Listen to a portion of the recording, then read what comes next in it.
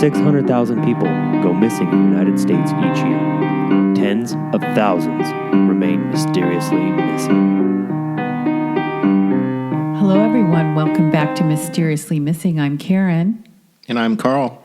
This episode discusses the disappearance of Wesley Keith Billingsly. He went missing on June 12, 2018. Wesley's last known location was in the San Diego, California area known as Pacific Beach. This is 25 miles above the Mexican border. Pacific Beach is a relaxed neighborhood by the beach and is popular with surfers.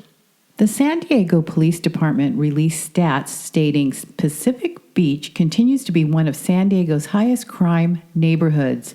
Although a comment on Web Sleuth states it is normally a safe area. Lots of college kids and partying, but we had a condo there and we always felt safe, even walking the streets at midnight. Per NamUs, there are 91 missing persons cases in San Diego and 190 missing persons cases in the San Diego County. This county has a population of 3.3 million people. And now a brief description of the case. At the time of Wesley's disappearance, he was staying back and forth between three friends' homes in the Pacific Beach neighborhood, one on Haines Street, one on Diamond Street, and one on Grand Avenue. He was supposed to meet with friends on June 13th the next day to help them move, but never arrived. Wesley drove a black Ford Expedition with the license plate number 6HIN781. It had a faded Raiders logo in the back window. Wesley is described as a happy, positive man. He always wants to make people smile, laugh, feel better about themselves and life. He is a free spirit and has a gentle, loving nature. His mom states, "I long to hear your silly laughter, to watch you dig through your basket, chomping on a blow pop." Wesley would contact his family 2 to 3 times a week. He was born on August 17, 1993. He was 24 years old when he disappeared, which would make him 26 today. He is 5 foot 8 inches tall, weighing 140 pounds, although some posters report his weight as 130 pounds. He's Caucasian with brown hair and hazel eyes. Although we do not have a description of his clothing, pictures on Facebook look like he was a t-shirt, shorts, sweatshirt, jeans kind of guy. Wesley has 8 tattoos. One on his upper back, right side, below the shoulder. It's the profile of a woman with a scarf on her head and a flower in her scarf hat. He has another tattoo on his upper arm below the right shoulder. This is a flying ghost with fang teeth, colored in red, white, green, and black. There's another tattoo on top of his left thigh above the knee of Charmander, a Pokemon figure, and it is filled with color. There's another Pokemon figure on top of the right thigh above the knee, and this is filled with color as well. He has the California State Bear on the inside of his upper left arm on the bicep. He has a baby chick on his upper left chest. He has Chewbacca of Star Wars character profile on his left upper outside arm. And he has a tattoo of something on his left rib cage, middle torso, left side. So these are some identifying marks. Once again, we chose a case that does not have a lot of information, but as far as we can tell, his mom, Crystal Billingsley, is the only family member in the limelight. He is originally from Sacramento, California, and that is where his mom, Crystal, lives.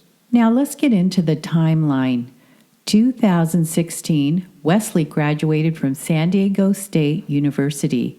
He earned a degree in business administration and marketing. His Facebook page says he studied integrated marketing and communications.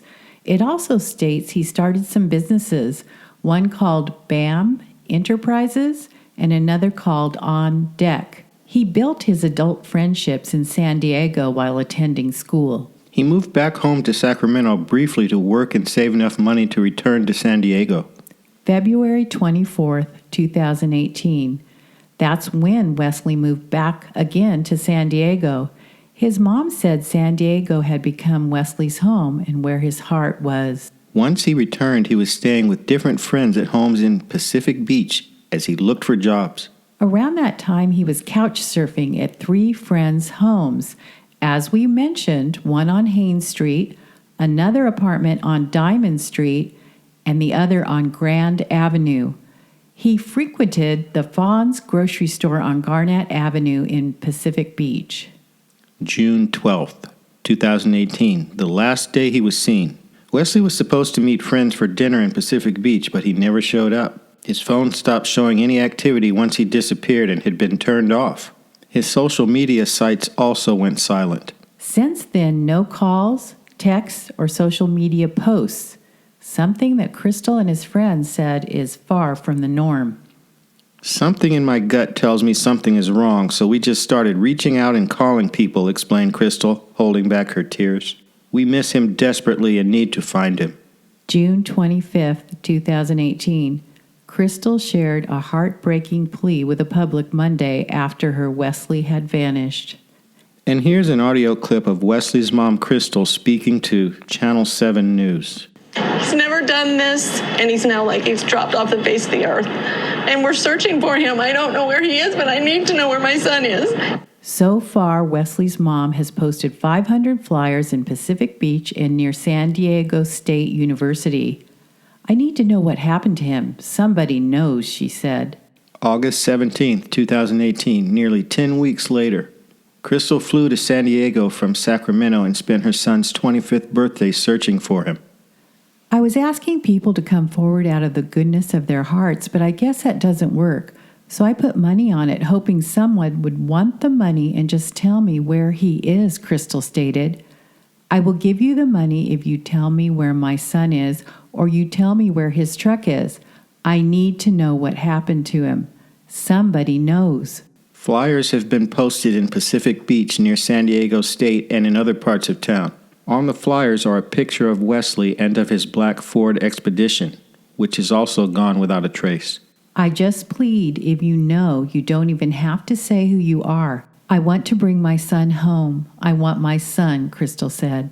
October 11th, 2018. A Facebook page was created named Help Find Wesley Billingsly. 1,277 people follow this. A $3,000 reward was offered.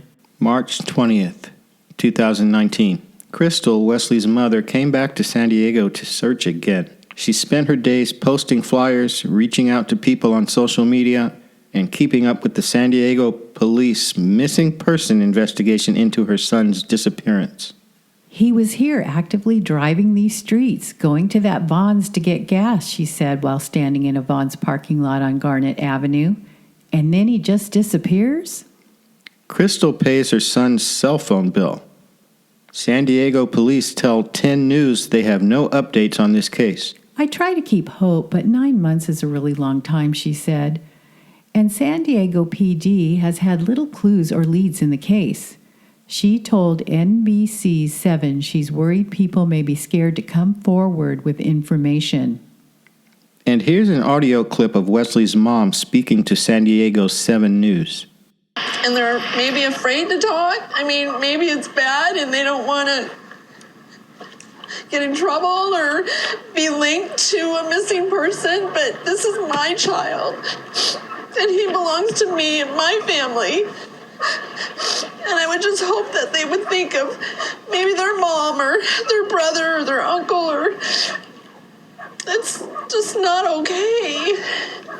That's really difficult to hear a mother so distraught over her son's disappearance. The San Diego Police Department did eventually find Wesley's black Ford Expedition abandoned on a city street in the South Bay. Inside the trucks, detectives discovered some of Wesley's personal belongings, but there was no sign of him. After that, Crystal made her way to Mexico to search for him. I went and met with the police in Mexico. I had a translator with me, she said.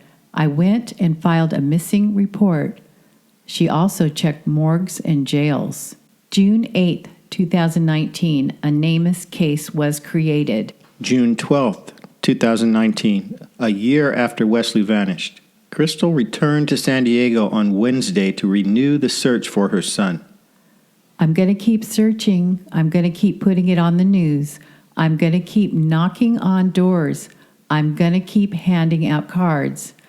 I'm not giving up. September 21st, 2019, per Facebook. Reward increased to $6,000. Please Please keep sharing. Please keep posting. Please keep praying. Please help me keep Wesley's disappearance active in the minds and hearts of everyone you know. I miss him to the core of my entire being. Please help me bring my son home. October 8th, 2019, Wesley's case became active with the San Diego County Crime Stoppers. Crime Stoppers has a 100% anonymous tip line and pays a cash reward. December 25th, 2019. Per Wesley's mom. As I wake this Christmas morning, my tears flow and my heart aches to see you, son.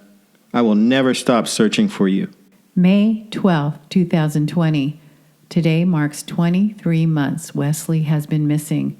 23 months of not being able to talk to him, to hug him, laugh with him, look into his eyes, and see his beautiful face. His disappearance continues to be the most unimaginable nightmare in life. He is just gone, vanished, disappeared. This is not okay.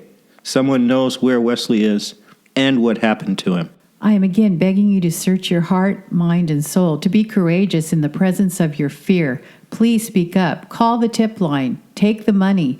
Tell me where my child is. Please help us end this torturous pain. There are no words for the continual ache in my heart. I love you more, Wesley. I will never stop searching for you. I will bring you home, son. So let's recap. Wesley was staying back and forth between 3 friends' homes in the Pacific Beach neighborhood, one on Haynes Street, one on Diamond Street, and one on Grand Avenue. He was supposed to meet friends for dinner in Pacific Beach, but never showed up. He frequented the Vaughn's grocery store on Garnett Avenue in Pacific Beach often. His phone stopped showing any activity once he disappeared and had been turned off. His social media sites also went silent. He was also supposed to meet with friends on June 13th, the next day, to help them move, but never arrived. So why did it take so long after Wesley vanished to locate his vehicle? Where exactly was it located? Were there cameras around the area? Of course, after that much time, most likely any video would be erased. Were the people in the neighborhood interviewed about the presence of the parked vehicle? I assume the San Diego police interviewed Wesley's friends. Did he ever stay on couches of people who were not his friends, like a couch surfing profile or a Craigslist? Was there evidence in the vehicle of a carjacking? Carjacking, but his stuff is still in the car? The car isn't stripped or resold? Did he meet someone with the intention of staying on their couch and something happened? Wouldn't it help the case if we knew more about this? Had he interviewed for jobs? Was he involved in the companies he had helped start that were reported on his Facebook page? How did he spend his days? Was he a surfer? Rent in San Diego is expensive, especially if one wants to be near the beaches. Have any of his friends ever spoken publicly? We have not seen evidence of this. Why did Crystal focus on Mexico? Is it because Pacific Beach is only 25 miles from the Mexican border? Was there evidence the car went over the border? Did he get mixed up with the wrong people? Again, there's not a lot of information on this case. There's always that fine line between exposing your once private life to the media to gain interest in the case or keeping it private in hopes the police will solve it. Wouldn't it be helpful if the public knew more so that they could come out with information to help solve this case? There's a Facebook page called Help Find Wesley Billingsly, and at the moment we're recording this, it has 1,277 people that follow this. There's also Wes Billingsley personal Facebook, and he has 1,484 friends.